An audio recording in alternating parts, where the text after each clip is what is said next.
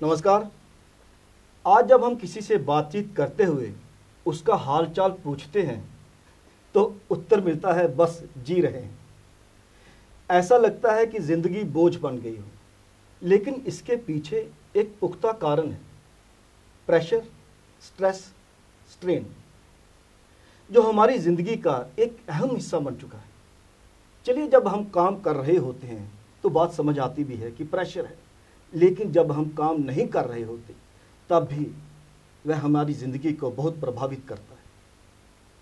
लेकिन इससे छुटकारा कैसे पाया जाए? अस्तित्व, भाषा, संस्कृति और विरासत के आज के अंक में आपकी मुलाकात करवाएंगे एक ऐसी ही शख्सियत से जो आपको इससे छुटकारा पाने के गुर सिखाएंगे। गौरव विग सर, एक्सेलचर स्टूडियोज में आपका बहुत बहुत स्वागत है। बहुत बहुत धन्यवाद हरीश भाई। सुनने में आता है, बचपन से सुन रहे हैं कि मेडिटेशन, ध्यान, तप। वास्तव में मैं आम दर्शकों के हवाले से पूछना चाहता हूँ जी। कई बार आम दर्शक को लगता है कि बहुत कॉम्प्लिकेटेड सी चीज़ है मेडिटेशन करना, ध्यान लगाना। उस हिसाब से आप कितना इसको सरल तरीके से समझाएंगे? इस संसार में सबसे सरल यदि कुछ है तो वो है ध्यान करना। जी। मेडिटेशन एक अंग्रेजी शब्द है जिसमें बहुत सी चीज़ों को मिला दिया जाता है। अच्छा। आप कुछ भी करते हैं, जवाब आता है आई एम डूइंग मेडिटेशन। मैं जाप कर रहा हूँ, मैं बैठा हूँ, मैं अगरबत्ती जला रहा हूँ, मैं दिया जला रहा हूँ, मैं कुछ और कर रहा हूँ, तो every practice comes under meditation. Whereas reality ये है कि हर माँ हर रोज अपने बच्चे को दिन में कई बार बोलती है ध्यान से खाना खाओ, ध्यान से पढ़ो, ध्यान से स्कूटर चलाना, ध्यान से गाड़ी चलाना, और हम सारा जीवन ये ध्यान ध्यान करते रहते हैं। ध्यान का अर्थ है कि आप जो भी काम कर रहे हैं उस काम में आपका केवल शरीर नहीं बल्कि मन भी उसी काम में ठहर जाए। होता क्या है कि हम शरीर से तो कुछ कर रहे हैं, मन हमारा पास्ट में है, फ्यूचर में है, कहीं और जा रहा है।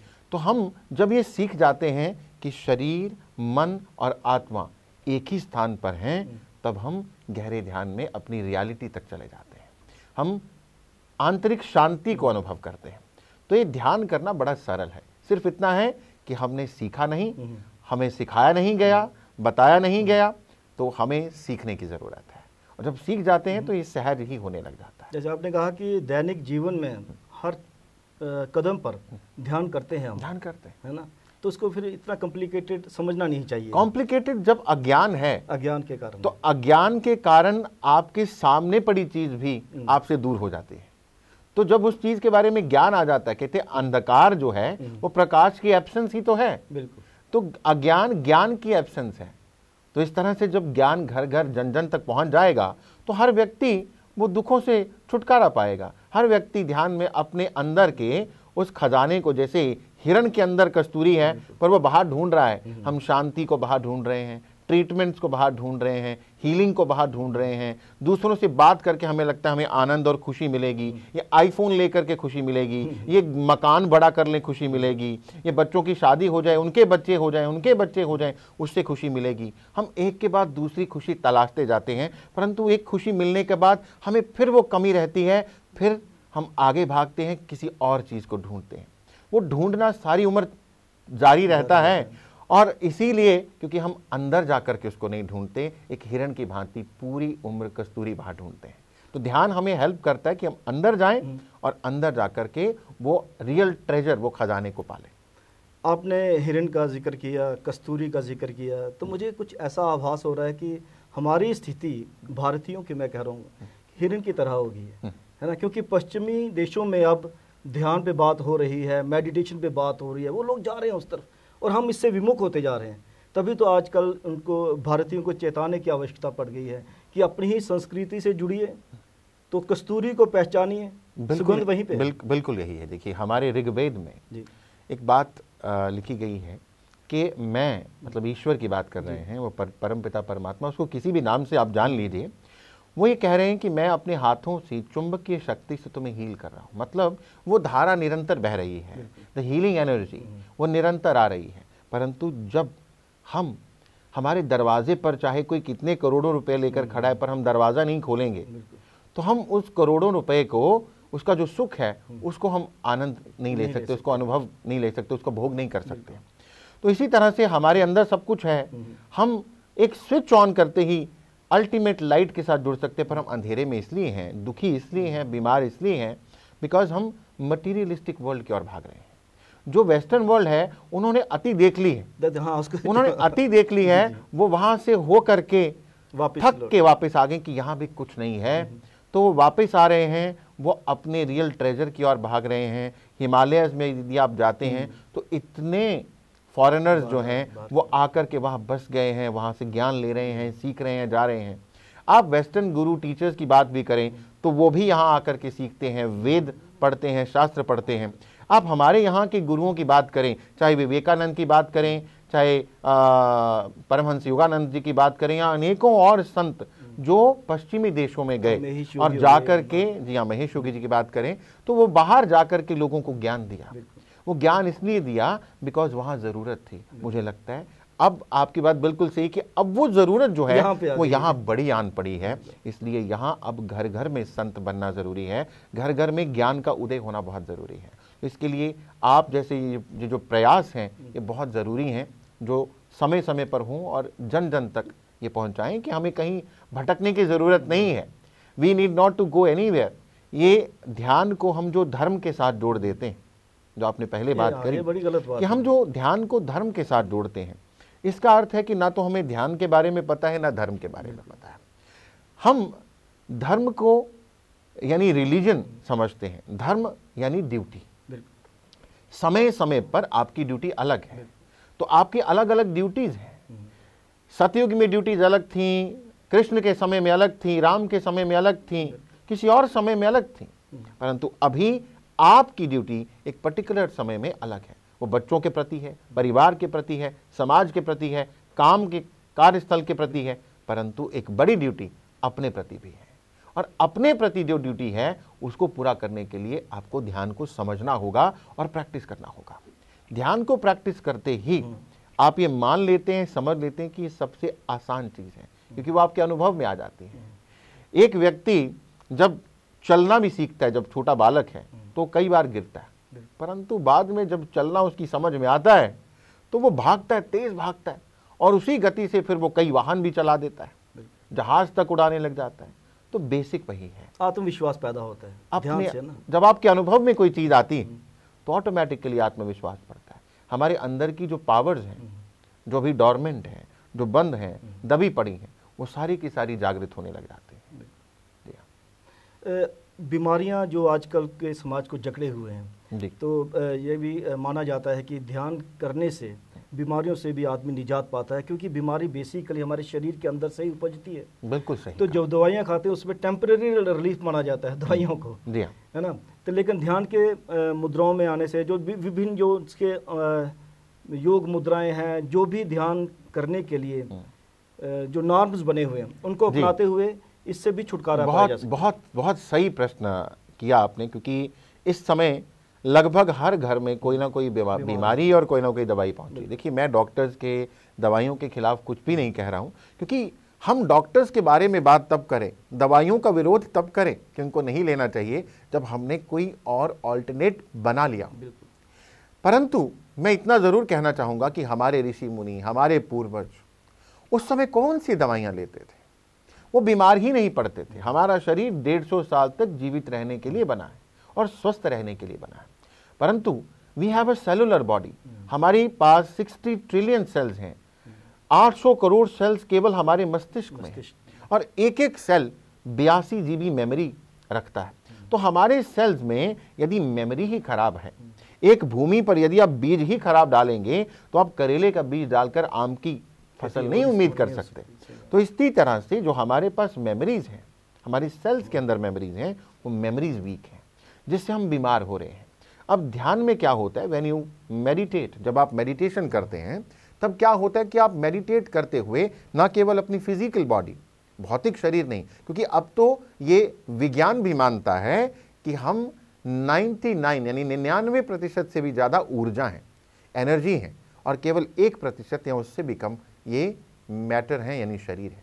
तो हम केवल 1% पर काम कर रहे हैं। दवाई, यदि बीमारी हमारे शरीर में आ चुकी है तो हमें दवाई खाने से शरीर में आराम मिलेगा, मिल सकता है, परंतु बीमारी की जड़ हमारे शरीर के अंदर नहीं है, वो हमारे मन के अंदर है। क्योंकि ज़्यादातर बीमारियां साइकोसोमैटिक हैं, यानी जिन बीमारियों की जड़ आपके मन के अंदर है।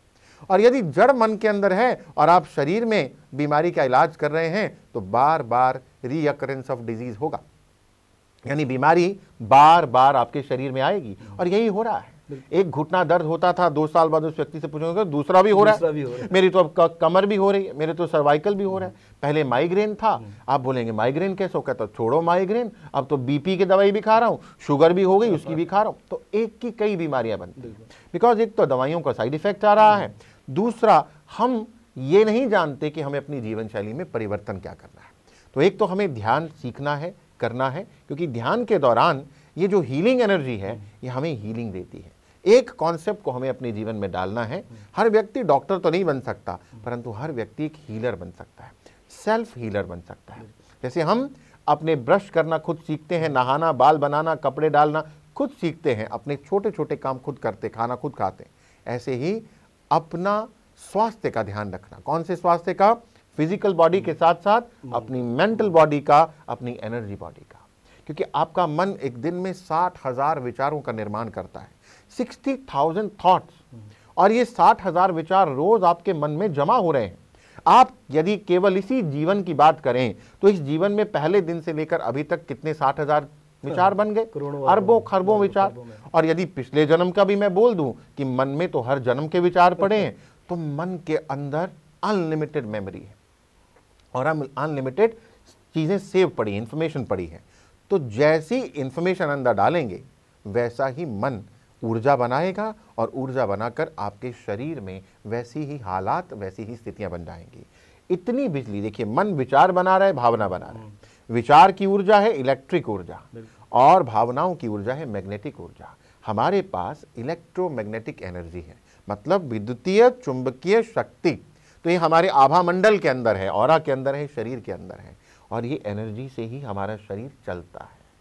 यदि एनर्जी लो क्वालिटी की हो गई, लो फ्रीक्वेंसी की हो गई, जैसे रेडियो पे या टीवी पे जो भी चैनल आप सेट करते हैं, जिस फ्रीक्वेंसी पे वही प्रोग्राम बजेगा, फ्रीक्वेंसी चेंज करिए प्रोग्राम बदल जाएगा। तो हम केवल रेडियो सेट को या टीवी सेट को या मोबाइल को टैप करने से उसको नहीं बदल सकते, फ्रीक्वेंसी बदलनी पड़ेगी।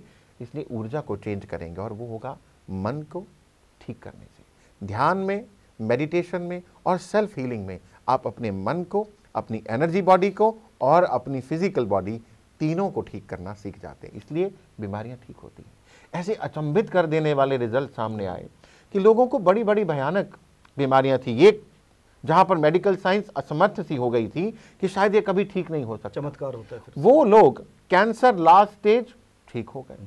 जहां डॉक्टर्स या मेडिकल साइंस ये बोल रही है कि व्यक्ति 2 हफ्ते से ज्यादा नहीं जीवित रह सकता, वो लोग कई कई साल जिए।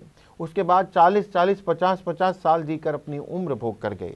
बहुत सारी ऑटो इम्यून डिसऑर्डर्स हो गए लोगों को, वो ठीक हो गए। तो ऐसी बहुत सी बीमारियां, अगर मैं कहूं तो मैं तो ये कहूंगा कि ये बीमारियां होती ही नहीं है। डिजीजेस का अर्थ है डिसईज। डिसईज को यदि जोड़ दें तो डिजीज बन जाता है।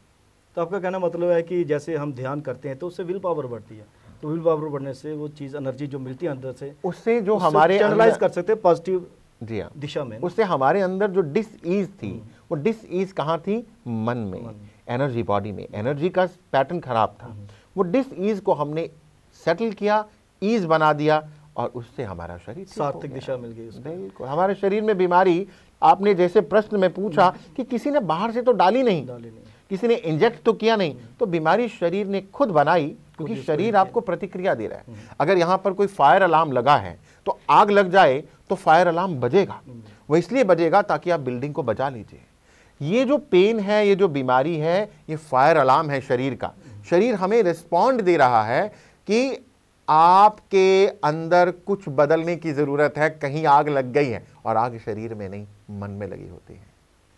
इंसान को मन को बदलने की जरूरत है, और जब मन शांत होता है, आप देखिए आपके पोटेंशियल बढ़ जाता है, आपकी कैपेसिटी बढ़ जाती है, उस समय दर्द भी कम होता है। इंसान जिस दिन हंस लेता है उस दिन दर्द कम होता है, क्योंकि ऐसे हार्मोन्स बन जाते हैं जो नेचुरल पेन किलर्स हैं। बिल्कुल ऐसा हार्मोन बनेगा हमारे अंदर जिससे पेन चली जाएगी। यदि आप दिन में नियमित रूप से कई बार हंसना शुरू कर दें, तो दिल से ठाके मार के, जो बचपन में हंसते थे, तो आपके अंदर एक ऐसा हार्मोन बनेगा जिसको एंडोर्फिन बोलते हैं। तो एंडोर्फिन बनेगा, उससे आपकी पेन खत्म हो जाएगी, पेन किलर की जरूरत नहीं है, कई पेन किलर का काम करेगा। ऐसे ही ध्यान के दौरान, हीलिंग के दौरान हमारे शरीर का पैटर्न बदल जाता है। हमारे शरीर में लगभग 1 लाख प्रक्रियाएं हर वक्त चल रही हैं, और 1 लाख प्रक्रियाएं यदि गलत दिशा में गई तो बीमारी तुरंत बन जाएगी, और यदि उनको सही दिशा दे दी गई तो बीमारी तुरंत समाप्त हो जाएगी। लोग, वैसे ऐसी बात नहीं है, लोग आजकल बड़ी कोशिश करते हैं कि अपनी जीवन शैली को बदला जाए, उसके हिसाब से खाया पिया जाए, और ऑर्गेनिक फूड का बहुत कल्चर चल पड़ा है जी। लेकिन क्या ऑर्गेनिक फूड खाने से ही स्वस्थ कोई आदमी रह सकता है? जैसे आपने खुद कहा कि चलो जो ग़िज़ा लेकिन दिमाग को चाहिए वो तो ध्यान से ही आएगी। बिल्कुल, बॉडी को चलाने के लिए चलो ठीक है, आपने ऑर्गेनिक फूड भी खा लिया। राजेश्वर जी, इनपुट, हर तरह का इनपुट, उस पर ध्यान देना पड़ेगा। फूड एक इनपुट है, इसलिए फूड की बात इंपॉर्टेंट है। फूड, वाटर, ये इनपुट हैं क्योंकि आप अंदर लेकर के जा रहे हैं, परंतु फूड आपके शरीर को ज़्यादा और मन को कम प्रभावित करता है। कहते तो हैं जैसा खाए अन्न वैसा होवे मन, तो मन पर भी प्रभाव जाता है, परंतु फूड के साथ साथ दूसरा इनपुट है इंफॉर्मेशन। इंफॉर्मेशन, आजकल इंफॉर्मेशन की बाढ़ आ चुकी है, हर व्यक्ति आपको इंफॉर्मेशन दे रहा है। आप मोबाइल पकड़ के रखे हैं, आप फटाफट उंगलियों से घुमाते जा रहे हैं, इंफॉर्मेशन आ रही है, वो इंफॉर्मेशन भी जो आपको नहीं चाहिए। हाँ, सिलेंडर फट गया, मुझे नहीं जानना है। रशिया में क्या हो रहा है, मेरे लिए शायद वो इतना हितकारी नहीं है। यूक्रेन में क्या हो रहा है, इजराइल में क्या हो रहा है, मुझे नहीं जानना है। किसकी लड़की किसके साथ भागी, मुझे नहीं जानना है मेरे लिए, परंतु मेरे कानों में वो इन्फॉर्मेशन आ रही है, नेगेटिव इन्फॉर्मेशन आ रही है। कहाँ कितने लोग मर गए, कितनों को कैंसर हो गया, कितनों को कौन सी बीमारी हो गई, ये सब ना केवल मोबाइल से, बल्कि लोग भी जब एक दूसरे से मिलते हैं तो 2 लोग बैठे तो तीसरे की चर्चा है, दुख की चर्चा है, नेगेटिव घटनाओं की चर्चा है। 10 लोग बैठे तो 11वें की चर्चा है, किसी और घटना की चर्चा है। तो इसलिए इंफॉर्मेशन अंदर आ रही, इसलिए खाने के साथ साथ हमें इस इंफॉर्मेशन, इस इनपुट को भी कंट्रोल करने की जरूरत है। और साथ साथ एनर्जी को हम समझते नहीं है क्योंकि नंगी आंखों से दिखती नहीं है। जैसे इलेक्ट्रिसिटी नहीं दिखती, हवा नहीं दिखती, वैसे ये ऊर्जा भी नहीं दिखती है, परंतु हम सब ऊर्जा हैं, एनर्जी हैं। इसलिए हमें इस एनर्जी, विचारों और फूड, तीनों के स्तर पर इन इनपुट को साफ करना है। यदि इनपुट ठीक हो गया तो हम बीमार कभी भी नहीं पड़ सकते। आपसे मैं एक और सवाल पूछना चाहता था कि ज़्यादा, जैसे आपने खुद कहा कि इंफॉर्मेशन की बाढ़ आ गई है जी, इसी तरह से जो ध्यान लगाने वाले सो कॉल्ड गुरु भी यहाँ पे ना जी यूट्यूब के माध्यम से भी आगे, मतलब उसकी भी भरमार ही समझिए आप, है ना। हर कोई अब वक्ता बन गया है, ध्यान पे बोलने के लिए, मेडिटेशन पे बोलने, आयुर्वेद पे बोलने के लिए, तो साथ में ऑर्गेनिक फूड, ये वो, है ना। ज़िंदगी की जो शैली है उसको बदलने के लिए, लोगों को इंस्पायर करने के लिए बहुत से लोग आ गए हैं। कैसे लोग ये जाने कि सही कौन है? मुझे लगता है कि जब आप तैयार हो जाते हैं तो यूनिवर्स, ब्रह्मांड आपको एक सही व्यक्ति से जोड़ देता है। तो सबसे बड़ी बात है कि आप तैयार हो, आपके अंदर भूख हो। भोजन पहले आए और भूख बाद में लगे, ऐसी जरूरत नहीं है। आपके अंदर भूख बन जाए, आप भूख, जब आपके अंदर प्रॉपर भूख आ जाती है कि मुझे अब सीखना है, मुझे अब जानना है, तो आपको ऑटोमेटिकली सही चैनल मिल जाता है, अनुभव भी हो जाता है। अनुभव भी हो जाता है। परंतु मैं, जहाँ तक आपकी बात आपने जो कही, मैं उससे सहमत हूँ काफ़ी हद तक, क्योंकि गलत इन्फॉर्मेशन, हर कोई वीडियो बना रहा है, गलत इन्फॉर्मेशन जो है वो आपका समय बर्बाद कर देती है। वो आपको खराब अनुभव देगी, खराब अनुभव से आप सीखेंगे, वो आपका काफ़ी समय ले जाएगा। कहते हैं wise people learn from their mistakes, but wiser people learn from others mistakes. So एक अनुभवी व्यक्ति से जब आप जुड़ जाते हैं, एक ट्रेंड व्यक्ति से जब आप जुड़ जाते हैं, कुशल व्यक्ति से जुड़ जाते हैं जो अपने क्षेत्र का माहिर हो, तो आप उससे जब सीखते हैं तो उसकी गलतियों से सीखते हैं। मैंने, अगर मैं बात करूं तो बहुत से मास्टर्स, बहुत से टीचर्स से सीखने का सौभाग्य मुझे प्राप्त हुआ। न केवल देश में बल्कि विदेश में, बहुत से देशों में जाने का सौभाग्य प्राप्त हुआ। मैं तब अपनी जॉब के सिलसिले में बाहर जा रहा था। बहुत से गुरुओं, बहुत से टीचर्स, बचपन से कुछ परिवार का माहौल भी ऐसा रहा कि बचपन से सिंस एज ऑफ 4-5 हम सीख रहे हैं। तो सीखते सीखते एक ऐसा समय आ गया कि अब ये अनुभव हुआ कि अगर कुदरत ने हमें कुछ दिया है तो बांट भी सकते, इट इज़ आवर ड्यूटी। हमारे पास ऑप्शन नहीं है ये कि हम दें या ना दें। मुझे लगता है कि अगर यूनिवर्स आपको कुछ दे रही है तो आपको औरों के साथ वो साझा करना है, बिकॉज वो ज्ञान मेरा नहीं है, वो ज्ञान वेदों का ज्ञान है, वो विज्ञान शास्त्रों का ज्ञान है, कर्तव्य भी है। वो हमारा बहुत बड़ा कर्तव्य है कि हम समाज को कुछ दें। हमारे 9 धर्मों के बारे में भगवान श्री कृष्ण ने गीता में बात करी है, उसमें एक धर्म समाज के प्रति धर्म है, औरों के प्रति धर्म है। तो मैं तब से, जब से ये यूनिवर्स के कुछ एक्सपीरियंसेस ऐसे हुए मुझे, तब से I am fully on this only, fully devoted, कि मैं पूरी तरह से ध्यान का प्रचार प्रसार करूंगा और हीलिंग्स लोगों को सिखाऊंगा, ताकि लोग खुद अपने आप को हील कर सकें। और बहुत प्रसन्नता होती है, बहुत सुकून मिलता है और ईश्वर के प्रति बार बार हर सांस में धन्यवाद निकलता है जब ये देखता हूँ कि लोग बड़े परेशान थे। कोई 27 साल से परेशान था, कोई 25 साल से परेशान था, कोई लंबे समय से बीमारियों से ग्रसित था। अब मन की बीमारियां शरीर में आने लग गई। अब शरीर की बीमारियां जो वो जाती नहीं है, सालों साल से दवाई खा रहे हैं, अब ना मन मानता है, ना शरीर मानता है, ना रिश्तेदार मानते हैं, ना डॉक्टर मानते हैं कि ठीक होगी। इसलिए पूरी जिंदगी इसको बोलते हैं लाइफस्टाइल डिजीज।